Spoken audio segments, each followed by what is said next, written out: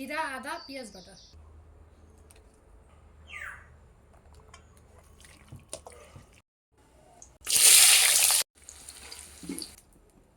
জিরা, শুকনো লঙ্কা, তেজপাতা দিয়ে দেবো, গোটা রসুন আর অর্ধেকটা টমেটো।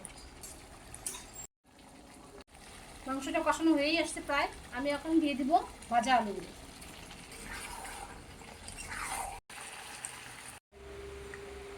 ঝোলটা শুকিয়ে ফেলবো না, একটু দেশি মুরগ তো একটু ঝোল ঝোল একটু গরম মশলা দিয়ে এখন নামিয়ে দিব। এখন নামিয়ে দিব। গরম গরম দেশি মুরগের ঝোল রান্না করে মেয়েকে খেতে দিব।